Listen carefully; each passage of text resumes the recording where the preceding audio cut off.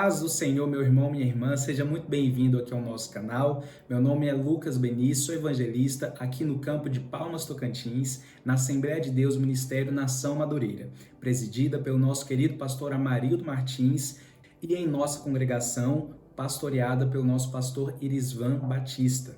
Hoje nós iremos ministrar aqui a nossa lição de número 11 da nossa revista da Escola Dominical com o tema Esther, a soberania e o poder de Deus na preservação do seu povo.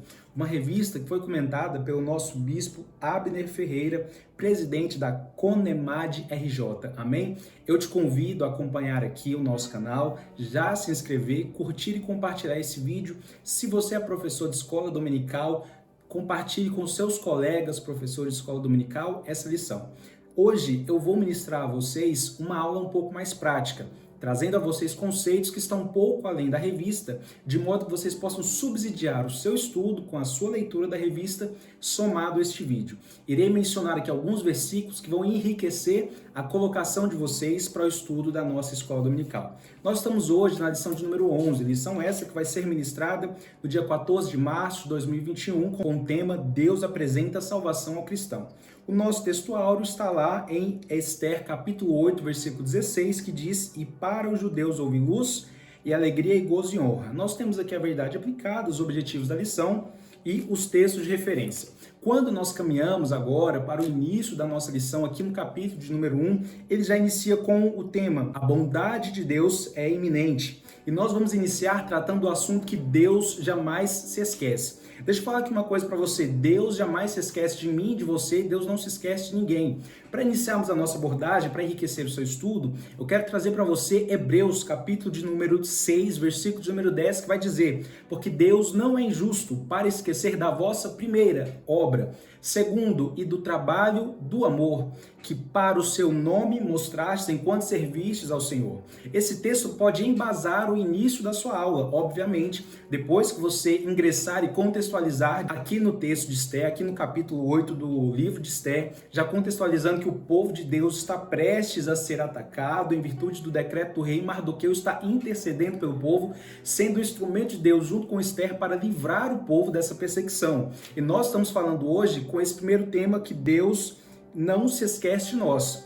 Versículo 10 do capítulo 6 do livro de Hebreus vai dizer que Deus não se esquece das nossas obras, do nosso trabalho em amor e de quando servimos aos servos do Senhor. Eu quero te falar uma coisa: Deus não se esquece daquilo que fazemos por Ele. Olha só, Mardoqueu poderia pensar que Deus se esqueceu dele, mas Deus não se esqueceu de Mardoqueu, Deus não se esqueceu de Esther e Deus não se esqueceu do seu povo que estava lá sob o jugo do rei, ok? Então, quando você ingressar no início da sua aula, contextualize dessa forma, inicie de modo a transparecer aos irmãos que estão acompanhando a sua aula, seja presencial, seja online, que Deus não se esquece, fundamente com esse versículo 10 do capítulo 6 do livro de Hebreus. Deus não se esquece que nós o amamos. Ele não se esquece do nosso trabalho por amor à obra e nem dos nossos serviços aos irmãos. Tem muita gente nos dias de hoje que espera ser recompensada pelo seu trabalho, pelas pessoas a qual ele serviu. Tem muita gente hoje que espera ser recompensado pelas manifestações de amor que fez por aquelas pessoas que eles amam ou que ela amam, enfim. Mas nós precisamos compreender que o ser humano não tem por si só essa capacidade de se recordar de tudo aquilo que foi feito. Ou talvez nunca aconteceu com você o momento em que você ajudou muito alguém e de repente na primeira vez que você não pôde auxiliar, que você não pôde ajudar, essa pessoa te jogou para baixo ou essa pessoa te deixou de lado. Por quê? Porque o ser humano se esquece rapidamente. Por quantas vezes você, líder, nós pastores, eu estou hoje como vice-pastor na congregação a qual pertenço, dirigida pelo pastor Irisvan, por quantos momentos nós tivemos a oportunidade de ajudar pessoas, aconselhando, ofertando, dando uma palavra, estando junto, passando noites em claro para ajudar um irmão, uma irmã ou um jovem. Eu fui líder de jovem por muitos anos. Por quantos momentos deixei coisas da minha vida, algo do meu interesse particular para me doar por outras pessoas. E de repente, tempos depois, essas pessoas nos deixam de lado na primeira oportunidade que não podemos corresponder aos desejos pessoais delas. Então aqui nós temos uma aplicação prática para o início dessa lição, que Deus não se esquece de nós, mas o ser humano, sim, esse se esquece. Então, fundamente sua aula nisso. Deus não se esquece das nossas obras, do nosso trabalho de amor e nem daquilo que fazemos aos santos.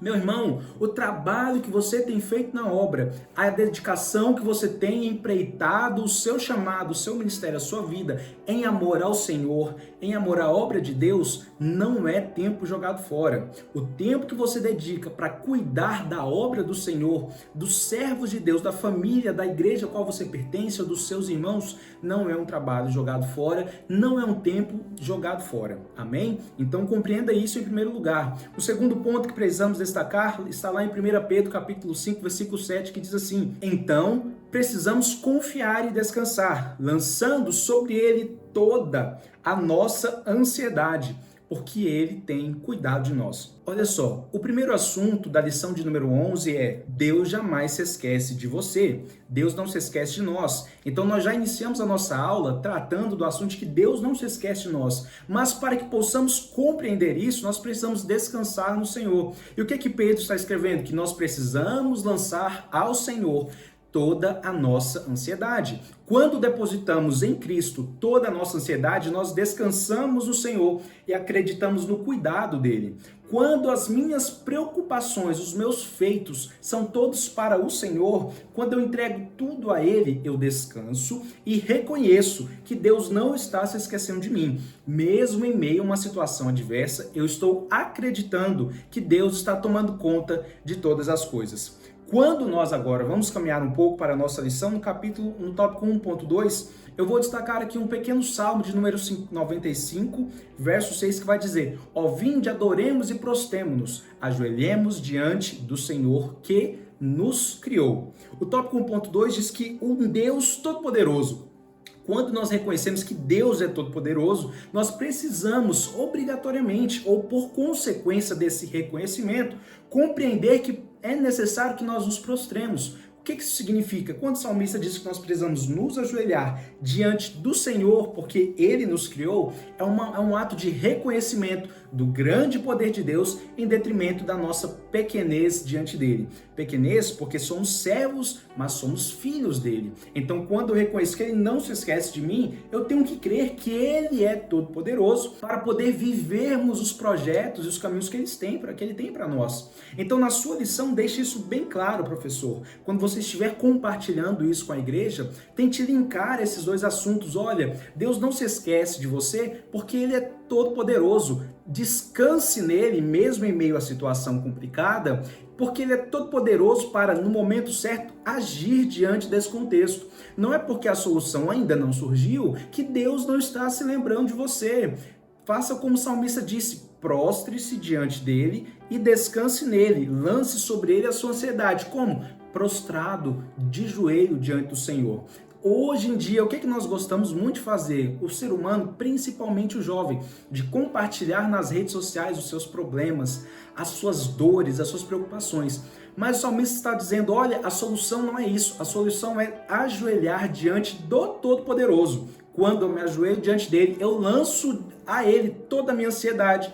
E quando eu lanço a ele toda a minha ansiedade, eu tenho a paz, eu tenho o descanso. Amém? Vamos caminhar então um pouco mais na nossa lição? O tópico 1.3 fala sobre a lealdade ao Senhor traz recompensas positivas. Sobre esse assunto, eu quero trazer para você 3 versículos para você poder complementar um pouco ainda mais a sua aula, os seus estudos, o seu embasamento bíblico para a sua ministração neste domingo. Olha só, lealdade tem a ver com caminhar no mesmo caminho. Lealdade tem a ver com respeito e honra. Eu só sou leal a uma visão se eu caminhar junto com essa visão. O meu pastor tem uma palavra que ele gosta muito de falar: olha, nós precisamos ser leais à visão da nossa liderança. O que significa ser leal à visão da liderança? Significa que eu preciso aprender a caminhar na visão que o meu líder me dá, na visão que Deus entregou à liderança, e a liderança repassa para os membros, congregados e obreiros.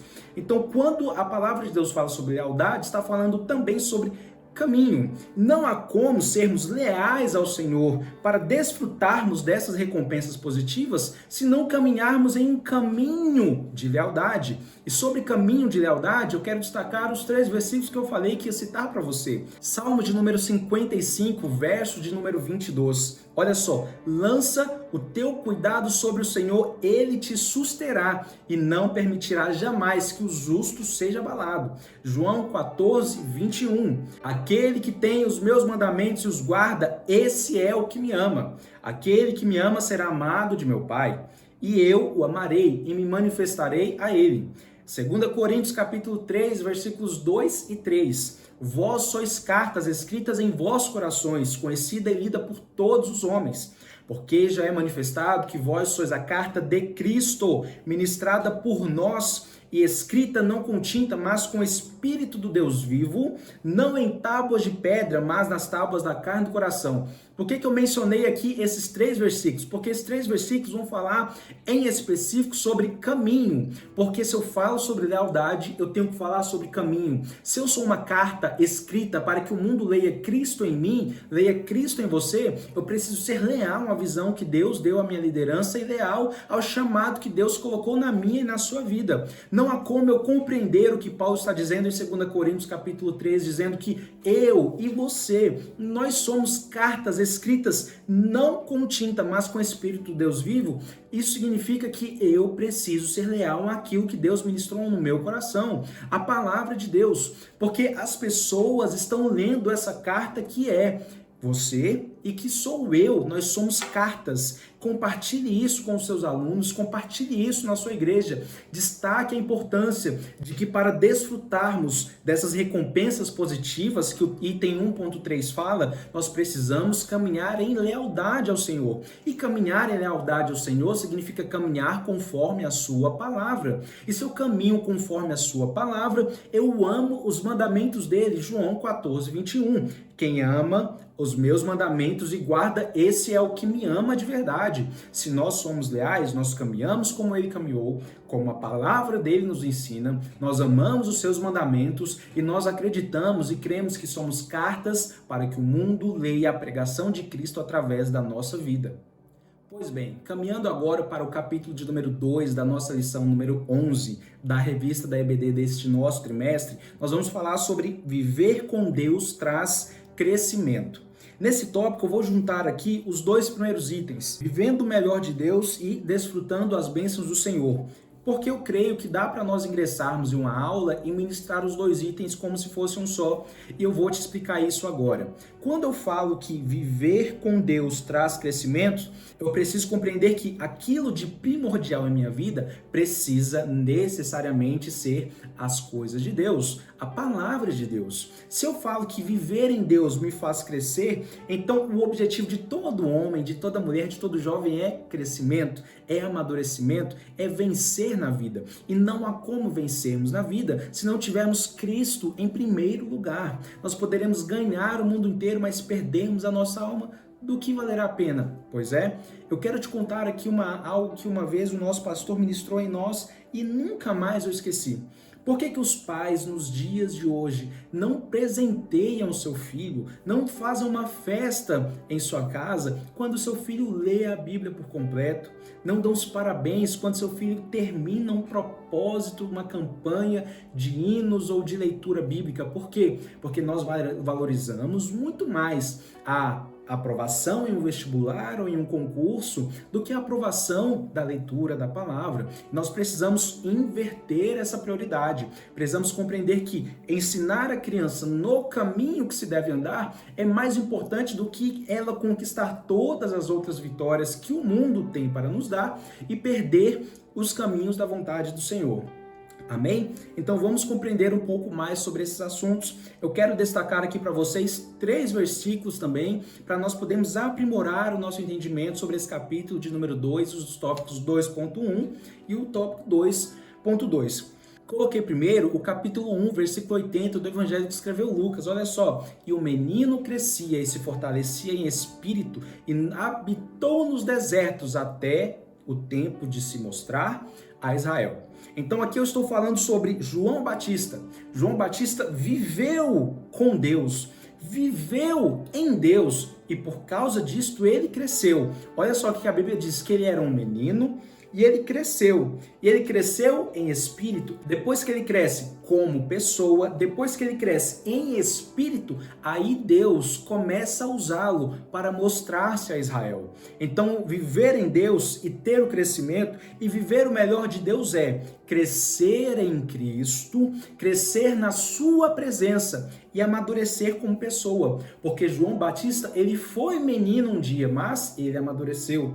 João Batista ainda foi criança na fé, mas ele também cresceu em espírito. Vamos continuar? Olha só o que Paulo escreve lá em 2 Timóteo, capítulo 4, versículo 2. Que pregues a palavra, a tempo e fora de tempo, redargues, repreendas, exorte com toda a longanimidade e doutrina.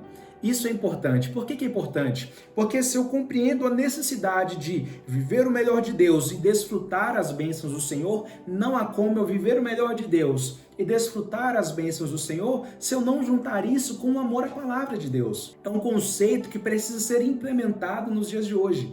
Viver o melhor de Deus e viver as bênçãos que Deus tem para nós, por consequência, precisa estar atrelado à nossa prioridade por meio da palavra de Deus. É isso que Paulo ensinou a Timóteo. Ele diz: Timóteo, coloque a palavra do Senhor como prioridade no seu ministério, no seu chamado. E eu continuo também lá em Tiago, capítulo 4, versículo de número 8. Tiago escreve: aproximem-se de Deus e ele se aproximará de vocês. Olha como isso aqui é forte, olha como isso aqui é poderoso. Aproximemo-nos do Senhor. Nós precisamos dar um passo de fé diante do Senhor. Nós precisamos dar um passo de fé na nossa vida para caminharmos com Deus. Eu sempre gosto de colocar o exemplo de Moisés nesses momentos como ato de fé. Quando Moisés está com o povo de Israel na frente do mar e sem saber o que fazer, ele ora a Deus, Deus diz: Moisés, eu vou abrir esse mar para você, estende o teu cajado e toca nas águas. Eu já pensei, e você já pensou também, que Deus poderia muito bem simplesmente abrir o mar para o povo passar. Mas Deus diz primeiro: Moisés, eu quero ver a sua fé. Estende o teu cajado diante de toda essa multidão e toca nesse mar. Deus pediu, Deus cobrou de Moisés um feito de fé, uma atitude de fé. Então a Bíblia diz que Moisés estende o cajado, Moisés toca no mar e o mar se abre. O que é isso? Um ato de fé. Um ato de fé para quê? Para desfrutar da bênção que Deus já tinha preparado para o povo de Israel. E um ato de fé para viver o melhor que Deus tinha para Israel. O melhor que Deus tinha para Israel era Canaã. E a bênção que Deus tinha para Israel naquele momento era abrir aquele mar. Mas por meio de que veio essas duas vitórias, essas duas alegrias? A partir do ato de fé de Moisés, em ter a coragem de estender o cajado, de tocar o cajado na água e o mar se abrir para a glória do nome do Senhor. Caminhando um pouco mais, chegamos agora já no tópico 2.3 da nossa revista, e ele vai falar que com Deus a vitória é certa. E aqui eu quero citar um verso apenas para você fundamentar também a sua lição, que está lá em Salmo de número 27, verso número 14, que vai dizer: espera no Senhor, anima-te e ele fortalecerá o teu coração. Espera, pois, no Senhor. Salmos 27, verso 14, esse verso marca muito a minha vida. Eu carrego esse verso no meu coração porque espera no Senhor, anima-te e fortalece o teu coração. Fortalece o teu coração, meu querido. Ministre isso, profetize isso no momento que você estiver ministrando a aula aí na sua igreja, ou se for por meio online, ou se for presencial. Mande à igreja, tenha fé, faça um ato de fé como nós comentamos anteriormente. Anima-te, igreja. Fortaleçam os seus corações. O nosso coração quer ver a tristeza, quer ver a derrota, porque o nosso coração é enganoso, o nosso coração é carnal. Então é por isso que o salmista está dizendo: se animem, fortaleçam o seu coração. Precisamos fortalecer o nosso coração para o quê? Para esperar no Senhor. Por quê? É o que o tópico 2.3 nos instrui. Porque a vitória no Senhor, ela é certa. Precisamos fortalecermos o nosso coração, nos animando por meio da palavra, para descansarmos no Senhor. Amém? E meu querido, minha querida, chegamos aqui agora no capítulo 3 da nossa revista. Eu quero falar para você nos itens 1, 2 e 3 desse item 3, olha só, O mal jamais irá vencer perante os servos do Senhor. A nossa revista destaca que existem momentos em que a maldade parece que vai vencer, mas sobre ela está a bondade e a justiça do Senhor. Jesus Cristo, ele sempre vai vencer. Nós somos mais do que vencedores. Fortaleça o seu coração. Eu quero destacar para vocês 2 textos aqui para aumentar e melhorar a sua fundamentação e para animar também a sua fé. Você, professor, que eu sei que nesta semana irá passar por muitas lutas e dificuldades ante a perseguição que sempre nos acometem diante do mundo espiritual. Primeiro, Colossenses capítulo 1, versículo 16, que diz: porque nele foram criadas todas as coisas que há nos céus e na terra, visíveis e invisíveis, sejam tronos, sejam dominações, sejam principados, sejam potestades. Tudo foi criado por ele e para ele. Meu irmão e minha irmã, o centro, o foco do evangelho é Cristo Jesus. Fortaleça-te em Cristo Jesus. Nós estamos aqui partindo para o encerramento da nossa aula, para o encerramento da lição, e isso precisa ficar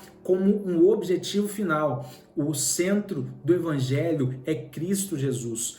Toda a palavra de Deus está firmada, está pautada em colocar Cristo Jesus como o foco da pregação, como o foco da história, como o foco de todo acontecimento bíblico, como o foco de toda a Escritura. Aqui nós estamos falando de alguém que foi levantado para ser usado por Deus, para ser o libertador do povo naquele tempo. Deus colocou Esther em uma posição de honra e Deus levantou Mardoqueu como intercessor do povo de Israel. Tudo está firmado em Cristo Jesus, a figura de um libertador que viria para libertar o povo da escravidão, da morte, do pecado. Então, o foco da nossa vida cristã tem que ser viver o Evangelho mediante Cristo Jesus. Eu também complemento Filipenses capítulo 3, versículo 20, e aqui nós encerramos a nossa aula. Encerre sua aula com esse versículo. Mas a nossa cidade está nos céus, de onde também esperamos o Salvador, o Senhor Jesus Cristo. Meu irmão e minha irmã, o céu é o único lugar que não haverá pessoas perversas. Por quê? Porque lá nós viveremos em paz e alegria eterna. Finalize sua aula, lembre-se desse texto, que Cristo é o centro do Evangelho e que a nossa cidadania está nos céus. Só teremos descanso quando alcançarmos o nosso lar de glória, quando alcançarmos a nossa morada celeste. E até lá, por aqui nessa terra, enfrentaremos problemas, perseguições, lutas. Por muitos momentos venceremos aqui e por muitos momentos lutaremos também, mas tenha uma certeza, há um lar de perfeição e maravilhas que nos espera, que você e eu possamos permanecer caminhando com essa fé, caminhando com essa certeza de que tudo em nossa vida e tudo em volta da palavra está firmado em Cristo Jesus e que a nossa fé não está fundamentada apenas nas coisas terrenas, porque como escreveu também Pedro dizendo que o fim da vossa fé é a salvação em Cristo Jesus. Que Deus te abençoe. Acompanhe aqui o nosso canal, curta esse vídeo, compartilhe e comente aqui embaixo o que achou. E na próxima semana, se Deus assim nos permitir, estaremos aqui novamente trazendo mais uma lição, mais algumas dicas. Lembrando, aqui não é uma aula completa, aqui o nosso objetivo não é explanar toda a lição. O nosso objetivo aqui é trazer apenas alguns complementos de textos, de aplicações para enriquecer o seu estudo. Você professor, você professora, irmão e irmã que está preparando uma aula maravilhosa neste domingo. Eu já oro a Deus para que Deus abençoe a sua aula, que você possa ser usado pelo Espírito Santo de Deus para ministrar as boas novas e que essa lição enriqueça o meu coração, o seu coração e o coração da igreja ao qual você pertence e que você está designado para ministrar a aula nesta semana. Que Deus abençoe em nome de Jesus.